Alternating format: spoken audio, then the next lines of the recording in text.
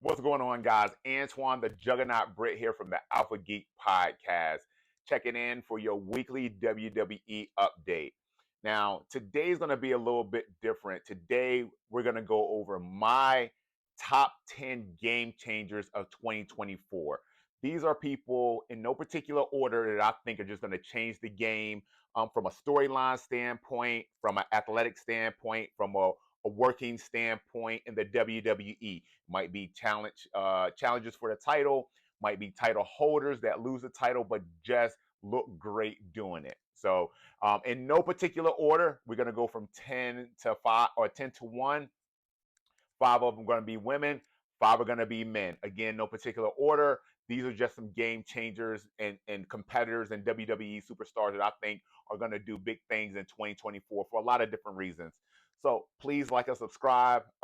We love that you guys are engaging with our content. Super appreciate it. And so just keep it coming. We'll keep the content coming. Number 10 is going to be Nia Jax. Now, if you've been keeping up with on the Raw side, Nia Jax has been like steadily increasing in fitness level and athletic level and just working in the ring. She is just one of those people who just have that ring presence that we're looking for that you have to have at being this level of elite superstar. So super excited what she's going to do, especially the feud with her, the inevitable feud with her and Rhea Ripley coming up. The current feud with her and Becky Lynch. She's kind of the one that's she's gonna be the measuring stick in that women's division. I feel like in the coming year. We don't know if she's going to win the Rumble, obviously. I kind of hope she does because I really want to see her and Rhea go at it. All right, number 9, the Creed brothers. All right, the Creed brothers they came on strong in 2023, so who knows what they're going to do in 2024? I mean, they super athletic, like D1 wrestlers. Just they're doing like some athletic things that we just haven't seen up to this point in the WWE or really any promotion right now. So I'm really excited to see what the Creed brothers do in the tag team division. I definitely expect for them to be a tag team for a while. I mean, they just mesh well with one another, and they just work well as performers. They sell really well. Um, I feel like they can be baby faces or they can be heels. Um, just keeping in touch with that athletic uh, presence that they bring to the ring. I think they can go either way. So we'll see what happens with that. My number 8 pick is Chelsea Green. Now, Chelsea Green is super charismatic. I mean, that girl just comes and she performs week in and week out, day in and day out. As a heel, I think she's great. I think maybe changing her to a baby face kind of stifles her a little bit, but it doesn't look like that's going to even be an issue for the foreseeable future.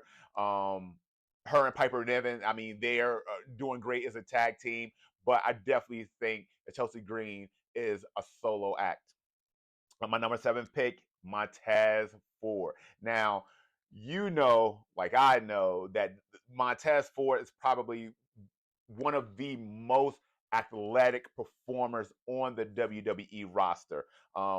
What they have going on right now with Bobby Lashley and kind of building that faction out, I think is really cool. Is going to attaching him to a Lashley, somebody who's a seasoned vet, is always great for your career. But I definitely see Montez Ford becoming a singles competitor in a very, very, very near future. I think 2024 is going to be great with him, and also he has a reality show coming up with Wifey, so there's no such thing as too much star power in this game. So I expect him to be a powerful solo competitor in the coming years, but 2024 it might just be that year. Next is Jade Cargill. Now, we haven't seen Jade perform at all yet in the WWE.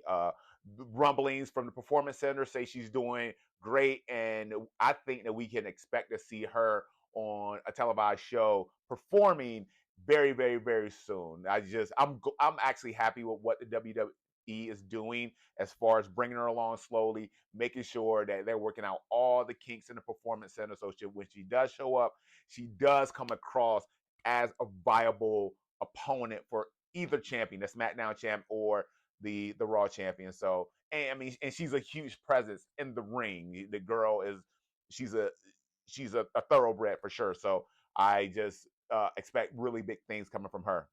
Next, Lewick Kaiser. I mean, this dude performs. His character is spot on, man. He is super entertaining. As I think he's great as a heel. I think he'll be great as a babyface as well.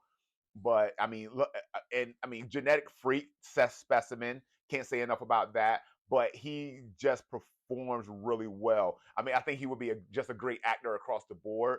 But him and with the Imperium thing going on with him and Gunther and Vinci, I think that is going to slowly start to dissipate, and Ludwig Kaiser is going to come on top of that, just a more viable singles competitor. Next is my number 4 is Maxine Dpri. Now she has been dope from day one. I mean, like hooking them up with the Alpha Academy, hooking her up with the Alpha Academy was great. Having her be a valet before you gave her too much in ring, great creative. So, and I mean, she's gorgeous. So we got to talk about that. And she performs well. We haven't seen what she can do in the ring because again, they're bringing her along slowly, almost like this apprentice type of role in Alpha Academy. But I definitely see her doing big things and kind of spreading her wings a little bit in 2024. Number 3, my number 3 is Jey Uso. Now, Jimmy and Jay have been doing their thing for decades. I mean, is no new news when it comes to Jimmy and Jay.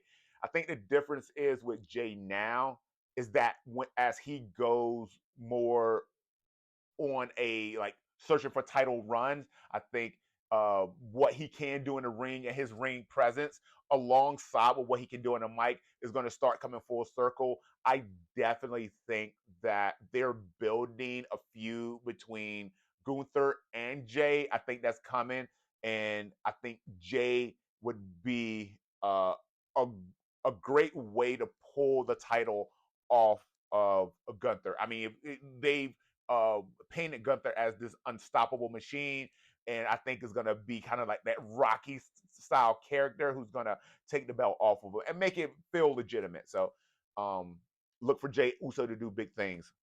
My number 2, mommy Rhea Ripley. I mean, there's like we're just checking boxes at this point. Rhea's done it all. She's great on the mic. She's a great face. She's a great heel.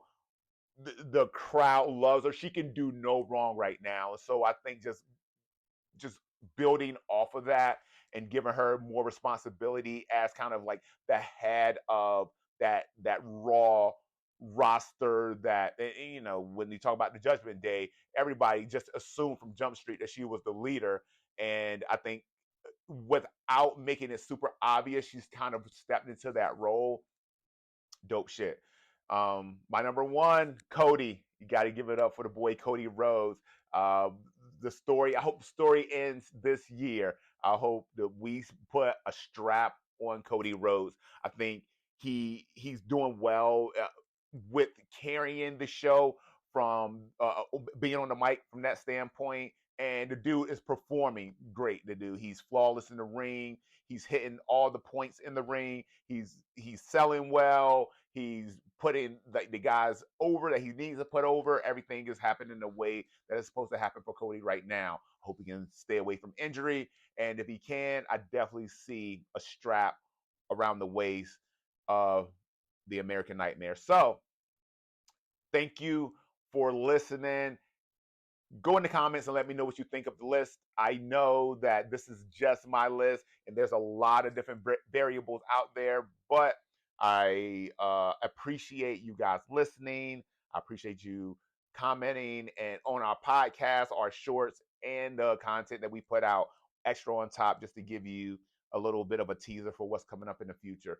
Again, please like and subscribe. I appreciate the love, y'all. Alpha Geek Podcast on behalf of myself and my partner Taras.